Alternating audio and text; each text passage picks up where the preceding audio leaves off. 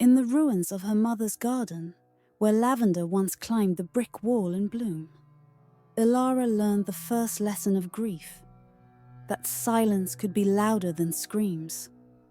Her mother's death was quick and cruel. One morning, she was brushing Elara's hair and humming to the birds. By that night, her breath rattled like dry leaves. The house, once full of soft laughter and honeyed bread, became colder when the final bell tolled. Her father's eyes dulled in the weeks that followed. He mourned, not with tears, but with absence. Then, with a ring, Lady Isolde came to them like winter, beautiful, elegant, merciless beneath a veil of civility. She arrived with 2 daughters in tow, Marina, with her golden hair and frost-edged voice, and Talia, sweet and simple, but quick to mimic cruelty when it was rewarded. Elara was only 9 when the shift began. Her toys disappeared. Her dresses were taken to be re-hemmed and never returned. The parlor she once curled up in was locked to her. Her father, distracted and passive, hardly noticed. And then, one morning, his carriage overturned on the western hill. He never came home.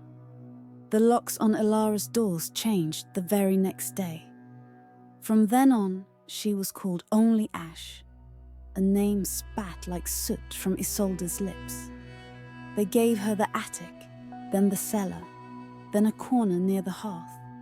Her fingers bled from scrubbing floors that never seemed clean enough. Her meals were what was left behind. She dressed in rags and moved like a shadow. But no matter how low they pushed her, she never let go of one thing. When the fire was low and the house was asleep, she would whisper to the ashes. At first, they were prayers to no one.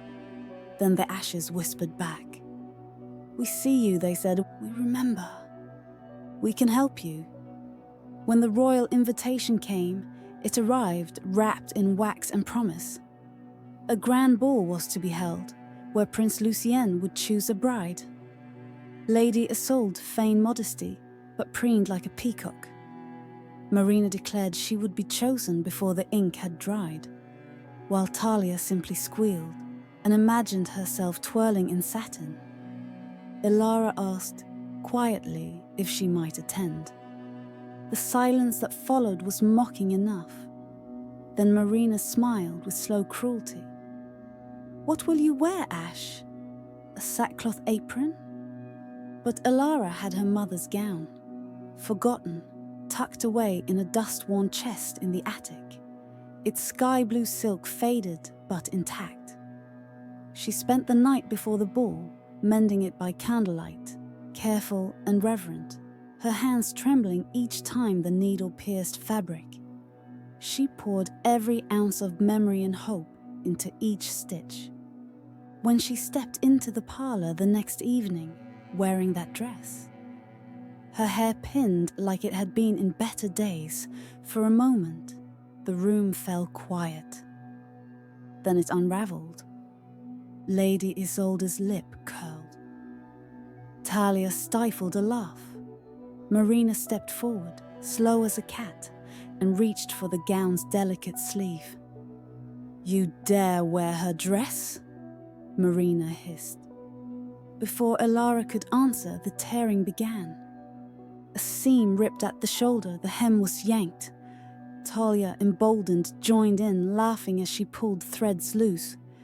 Marina's hands were relentless, stripping the fabric with surgical cruelty. Elara didn't scream. She didn't cry. She simply stood there, frozen, as the last remnant of her mother was shredded like paper in the wind. They left her in a pile of fabric scraps and humiliation. Only the embers in the hearth saw her get up, silent and calm, her face blank with something far colder than sadness. She walked to the cellar, not to hide, but to wait. The air down there was heavy. The bricks wept. The silence pressed in like a second skin. And then she came. She did not shimmer. She did not sing. She simply was. Tall, pale, her eyes like moonstone and her hair blacker than ash. Her presence made the shadows seem shallow by comparison. "You called," the woman said. Her voice didn't echo. It lingered. "Are you my godmother?" Elara asked, hesitant. The woman tilted her head. "Names are a convenience. I have been many things to many girls. But if it comforts you, yes, you may call me Mother." From beneath her cloak, Mother drew something. Not a dress, not a carriage, but a face. It pulsed faintly, warm and unsettling. It was Marina's face. The lips, the cheeks, the cold perfection. Elara stared at it, horror and wonder tangled in her throat. "This is borrowed magic," Mother said. "It will fit you like hot wax, but it is not yours. It will last only until midnight. Return before then, or they will see what you've stolen." Elara did not ask what would happen if she didn't. She simply took it. Marina had forgotten her gloves. Elara found her in the hallway, adjusting her shoe in the dim alcove near the stair. She stepped from the shadows before Marina could even look up. There was no scream, only a struggle of breath and movement. No blood. No shouting. When Marina slumped to the floor, Elara caught her. The face slid over her own like warm candle wax. Her bones shifted. Her voice aligned. When she looked into the cracked mirror hanging by the stairs, Marina looked back. And for the first time, Elara smiled. The palace was a dream carved from ivory and candlelight. Marble staircases arched toward painted ceilings. Music spilled like perfume from golden instruments. Marina, entered without hesitation. She walked tall, her steps sure, her smile composed. Prince Lucian saw her from across the room. He did not fall for her beauty. There were dozens of beautiful girls there that night. He fell for the way she held silence like an art, for the way her eyes, though borrowed, carried sorrow she did not speak aloud. They danced. He spoke of how he hated the politics of his court, the poison of polite smiles. She said softly, "Then perhaps you'll learn to see through them." The hours slipped past like water, but the chimes of midnight rang with a terrible weight. Her skin prickled. The magic began to unravel. Elara fled, her heart pounding like a hunted thing. As she ran, her slipper, real, fragile, hers, slid from her foot and shattered the silence behind her. The next morning they found a body in the woods, dressed in rags, the face missing. The whispers began. A wild animal, a curse, a girl who crossed a witch. Isolde said nothing. Talia cried, but only once. The prince began his search with a single slipper and a determined heart. It fit Elara perfectly.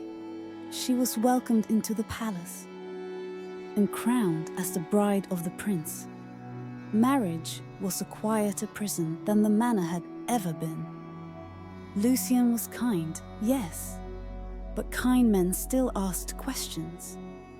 He noticed her reluctance to undress in the light, the way she averted mirrors, the way her hand trembled when he touched her face too long. "You don't have to pretend with me," he said once, brushing her cheek. She only smiled, soft and false. Some things are better left unseen. When she became pregnant, he rejoiced. She did not. The scream came on a rain-heavy night. Lady Isolde had slipped into the royal chambers unannounced, no doubt searching for a final advantage to cling to. Instead, she found her stepdaughter peeling off her face like skin, Marina's features melting in the mirror. Elara turned. They stared at each other, one frozen in horror, the other calm as frost. There was no violence, just silence, a crash, a fall, a still body on cold marble. Talia rushed in moments later, catching only the aftermath. Elara was ready. She had torn her nightgown, smeared ash on her arms. When the guards came, she pointed with trembling hands. "There was a man," she gasped. "A thief. He killed my mother.